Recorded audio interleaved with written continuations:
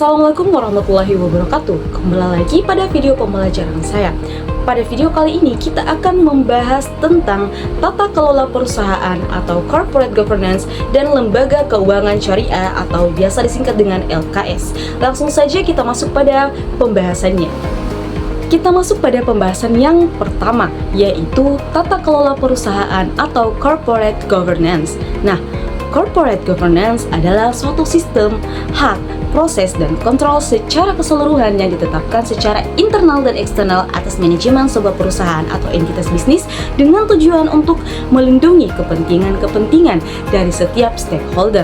Nah, untuk memenuhi terlaksananya good corporate governance diperlukan sebuah standar. Adapun standarnya yaitu yang pertama, Dewan Pengawas Syariah, yaitu bertujuan untuk menunjukkan komposisi dan laporan keuangan. Yang kedua ada evaluasi terhadap syariah. Yang ketiga ada evaluasi internal terhadap syariah. Yang keempat ada komite audit dan tata kelola untuk LKS. Yang kelima ada independensi dari DPS. Yang keenam ada pernyataan atas prinsip-prinsip tata kelola untuk LKS. Yang ketujuh ada evaluasi tanggung jawab sosial perusahaan. Nah, selain standar dalam corporate governance LKS, diperlukan juga kode etik bagi akuntan dan auditor pada LKS dan kode etik bagi karyawan LKS. Nah, terdapat 3 bagian yang berkaitan dengan kode etik bagi akuntan dan auditor pada LKS. Yang pertama ada landasan syariah etika seorang akuntan, terdiri dari integritas, prinsip manusia sebagai khalifah di muka bumi, keikhlasan, kesalehan, kebenaran, dan niat mengerjakan tugas dengan sempurna. Kemudian yang kedua yaitu prinsip-prinsip etika bagi akuntan, yaitu terdiri dari kepercayaan, legitimasi, objektivitas, kompetensi profesional dan skill, perilaku berdasarkan keimanan, perilaku profesional, dan standar teknis. Dan yang terakhir ada aturan moral bagi akuntan. Dari pemaparan di atas menjadi jelas bahwa Bank Syariah BI, Dewan Syariah Nasional DSN, dan Dewan Pengawas Syariah DPS adalah pihak-pihak yang berperan dalam pengawasan lembaga keuangan syariah atau bank syariah. Dalam menjalankan fungsi BI dan DSN lebih berperan dalam pengawasan, sedangkan DPS lebih berperan dalam pengendalian bank syariah. Nah, kegiatan audit pada bank syariah terdiri dari 3 lapis, yaitu yang pertama, audit internal dilakukan oleh auditor internal bank syariah, yaitu bertugas memeriksa apakah laporan keuangan sudah sesuai dengan standar akuntansi yang berlaku dan mengidentifikasi kesalahan penyajian yang bersifat material. Nah, audit internal ini dilakukan secara rutin karena terkait langsung dengan pengendalian internal bank. Kemudian yang kedua yaitu audit eksternal yang dilakukan oleh auditor dari luar bank syariah yang disetujui oleh Bank Indonesia untuk memastikan laporan keuangan disajikan secara profesional sesuai standar laporan keuangan dan prinsip syariah dan menilai apakah keuntungan atau kerugian dalam laporan benar-benar mencerminkan kondisi bank. Kemudian audit eksternal dilakukan secara internal atau dilakukan secara insidental atau periodik. Kemudian audit eksternal juga memberikan opini tentang apakah laporan keuangan telah disajikan secara wajar dan mematuhi standar akuntansi yang diterima secara umum. Kemudian yang ketiga ada audit syariah yang dilakukan oleh auditor yang memiliki sertifikat akuntansi syariah atau SAS. Tugasnya yaitu bertanggung jawab memastikan bahwa seluruh produk dan transaksi bank sesuai dengan prinsip syariah. Auditor syariah juga memberi opini syariah compliance, yaitu apakah bank syariah telah mematuhi ketentuan syariah atau terjadi pelanggaran. Dan jika ditemukan pelanggaran, manajemen bank syariah wajib bertanggung jawab.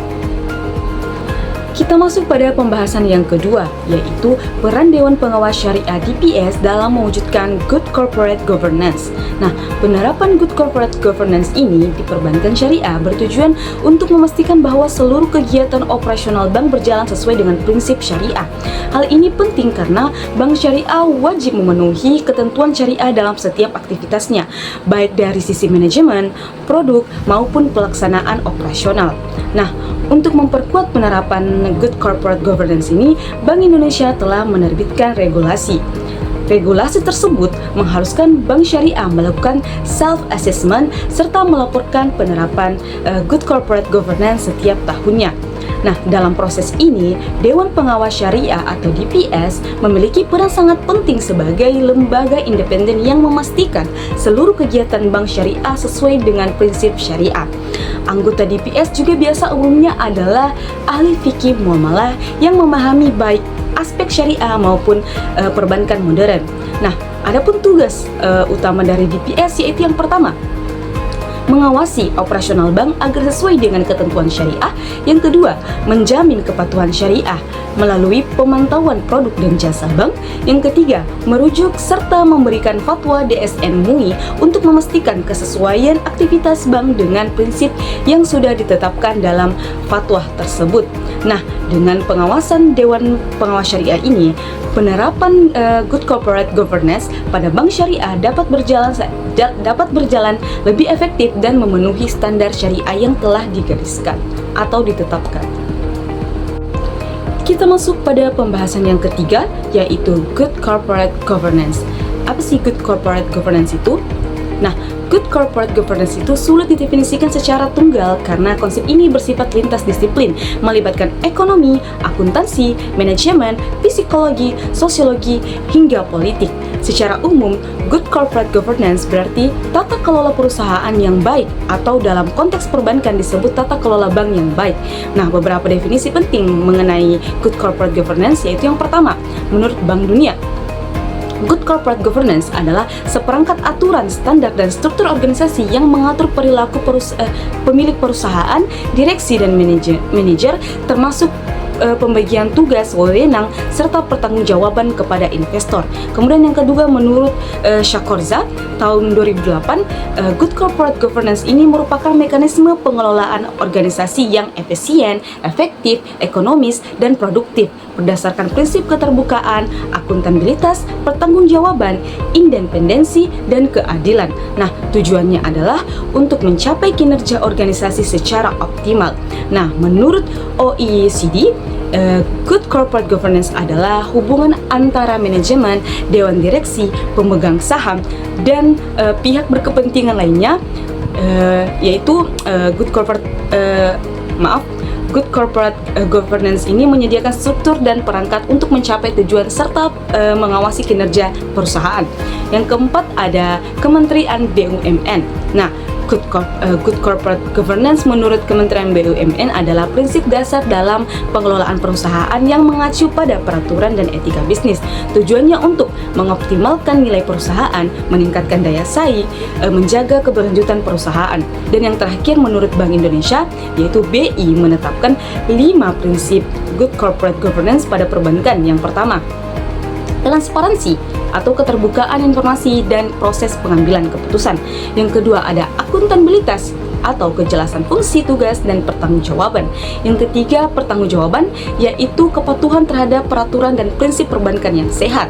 Yang keempat ada profesionalisme yaitu kompeten, objektif, independen, dan berkomitmen. Yang kelima ada kewajaran yaitu keadilan dan kesetaraan bagi seluruh pemangku kepentingan. Kita masuk pada pembahasan yang keempat, yaitu implementasi Good Corporate Governance di Bank Syariah. Nah, Bank Syariah wajib menerapkan seluruh prinsip Good Corporate Governance dalam setiap aspek bisnis dan seluruh jenjang organisasi untuk menjamin keberlanjutan usaha atau sustainability, serta melindungi kepentingan pemegang saham, nasabah, dan seluruh pemangku kepentingan lainnya. Nah, penerapan Good Corporate Governance pada Bank Syariah diwujudkan melalui 5 prinsip utama. Yang pertama ada transparansi, yaitu keterbukaan dalam menyediakan informasi yang relevan dan penting, serta keterbukaan dalam proses pengambilan keputusan. Hal ini untuk memastikan kegiatan bank berjalan objektif dan profesional. Yang kedua ada akuntabilitas, yaitu kejelasan fungsi dan pertanggungjawaban setiap organ bank agar pengelolaan berjalan efektif. Akuntabilitas penting untuk menciptakan kinerja keberlanjutan. Yang ketiga ada responsibilitas, yaitu kesesuaian pengelolaan bank dengan peraturan serta prinsip perbankan yang sehat, sehingga berkelanjutan bank dapat terjaga dalam jangka panjang. Yang keempat ada profesionalisme, yaitu kompetensi dan kemampuan untuk bertindak independen tanpa intervensi pihak manapun, serta komitmen tinggi untuk mengembangkan bank syariah. Nah, independensi antar organ juga menjadi syarat penting. Nah, yang kelima yaitu kewajaran. Nah, keadilan dalam memenuhi hak semua pemangku kepentingan sesuai peraturan yang berlaku. Bank syariah harus mempertimbangkan kepentingan pemegang saham dan stakeholder secara seimbang. Nah, secara keseluruhan, implementasi Good Corporate Governance menuntut bank syariah untuk dikelola secara terbuka, bertanggung jawab, berintegrasi, adil, dan profesional demi keberlanjutan usaha. Kita masuk pada pembahasan yang kelima, yaitu Dewan Pengawas Syariah. Dewan Pengawas Syariah atau DPS adalah pihak yang bertugas memastikan bahwa seluruh aktivitas bank syariah berjalan sesuai dengan prinsip syariah dan ketentuan perbankan yang berlaku. DPS bertanggung jawab memberikan informasi mengenai tingkat kepatuhan syariah dalam operasional bank. Nah, menurut DSN MUI, DPS merupakan badan yang ditempatkan pada Lembaga Keuangan Syariah atau LKS untuk mengawasi pelaksanaan kepatuhan dan fatwa DSN pada lembaga tersebut. Anggota DPS diusulkan melalui RUU PS, kemudian harus memperoleh persetujuan dari DSN MUI sebelum ditetapkan. Selain itu, DPS berfungsi sebagai penasehat dan pemberi saran kepada direksi dan pimpinan unit syariah terkait aspek-aspek syariah dalam produk dan operasional bank. Dalam menjalankan tugasnya, DPS wajib merujuk pada fatwa DSN. Nah, sebelum bank syariah beroperasi, calon anggota DPS harus memperoleh rekomendasi DSN dan menjalani uji kelayakan serta kepatutan yang dilakukan oleh bank syariah. Kita masuk pada pembahasan yang terakhir, yaitu peran DPS dalam implementasi Good Corporate Governance di bank syariah. Nah, konsep peran merujuk pada seperangkat tingkah laku, fungsi, hak, kewajiban, dan tugas yang diharapkan dari seseorang sesuai kedudukannya dalam suatu sistem sosial. Dalam konteks bank syariah, DPS melakukan posisi penting untuk memastikan kepatuhan syariah. Menurut standar AAO-IFI, DPS memiliki 3 peran utama. Yang pertama ada penilaian, pengarahan, pengawasan. Sementara itu DSN MUI menambahkan peran keempat, yaitu sosialisasi dan edukasi marketing kepada masyarakat sebagai upaya memperkenalkan perbankan syariah. Nah, berdasarkan hal tersebut, peran DPS dalam implementasi Good Corporate Governance di bank syariah meliputi yang pertama, directing, yaitu memberikan arahan, saran, dan nasihat kepada direksi terkait aspek syariah. Yang kedua ada reviewing, yaitu menilai dan mengkaji penerapan fatwa DSN dalam operasional bank. Yang ketiga ada supervising, yaitu mengawasi secara aktif maupun pasif implementasi prinsip syariah di seluruh kegiatan bank. Yang keempat ada marketing, yaitu melakukan edukasi dan sosialisasi kepada masyarakat melalui berbagai media seperti pengajian, khutbah, dan majelis taklim. Nah, secara keseluruhan, DPS berperan menjaga kepatuhan syariah sekaligus mendukung penerapan prinsip-prinsip Good Corporate Governance dalam bank syariah. Nah, itulah tadi pembahasan kita terkait corporate governance dan lembaga keuangan syariah. Kurang dan lebihnya mohon dimaafkan. Wabillahi taufiq wal hidayah. Wassalamualaikum warahmatullahi wabarakatuh. Sampai bertemu pada video pembelajaran selanjutnya.